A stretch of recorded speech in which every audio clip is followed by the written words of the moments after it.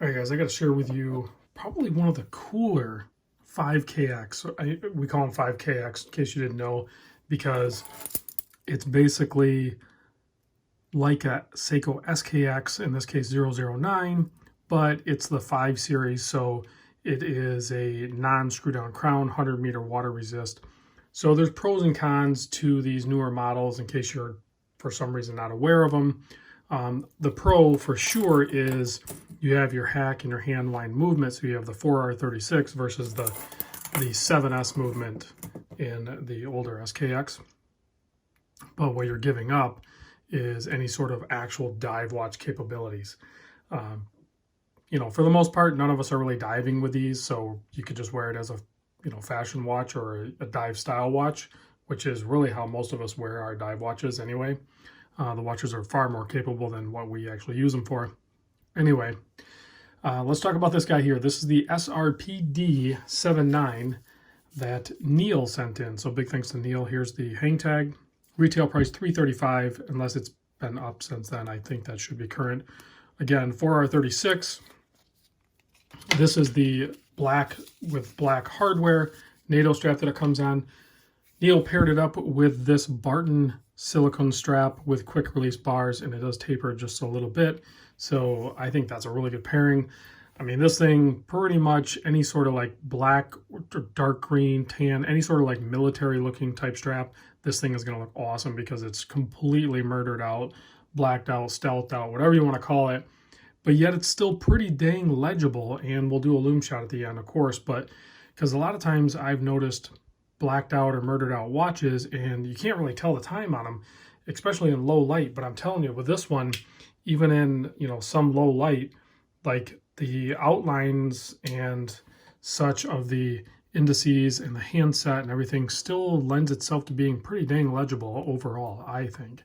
So 120 click bezel, a little different feeling than a traditional Seiko, but still fine. It doesn't have that like click click. It has like a thud thud thud thud more sound or feel, so a little bit different.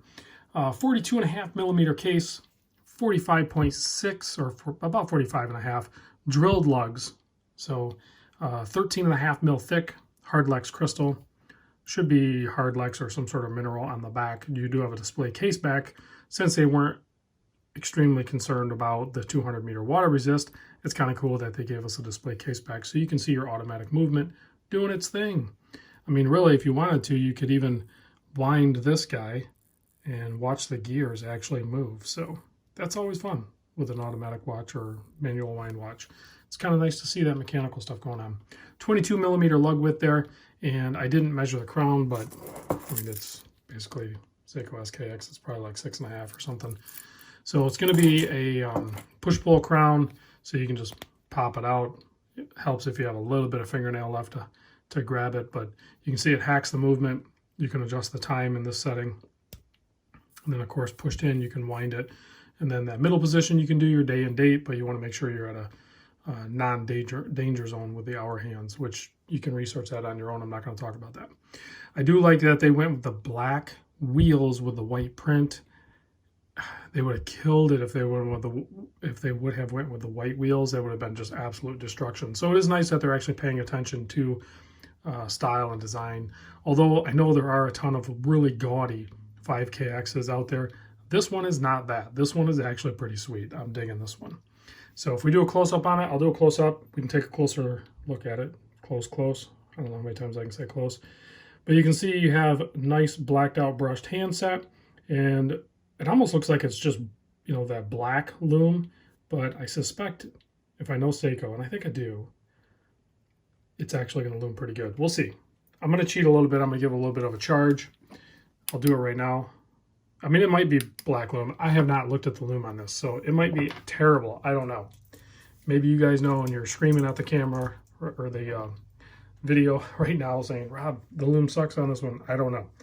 I have not looked at this one. But on this silicone, it actually wears really good. It looks great, I think, on my 7¼ inch wrist. Very, just blacked out, just like full on stealth, whatever you want to be like. It just looks great. So it feels great on wrist too. Super comfortable. just for kicks, I want to show it next to this Namoki's case mod build here. Kind of like a similar, design cues, except for it's not fully murdered out. And it has the 3 o'clock crown. So, pretty cool. All right, let's kill the lights. Let's check the lume on this. Is there any lume on this? Is Seiko... No, it's pretty terrible. Yep. Seiko does not have magic when it comes to doing black, indices with black lume. So, I mean, what you guys are seeing on this camera probably shows that it's actually pretty good. And in the very, very dark of night, maybe your eyes would adjust to it, but I don't know how long lasting this is.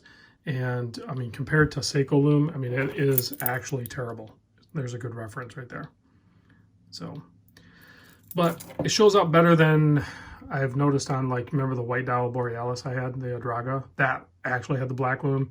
That had, like, no luminescence to it. This one is, like, way better than that, but it's way more terrible than regular lume. So, don't expect killer lume on this one because you're going to be disappointed. But the overall look of the watch is awesome. So, all right, guys, thanks for watching. I'll catch you on the next vid.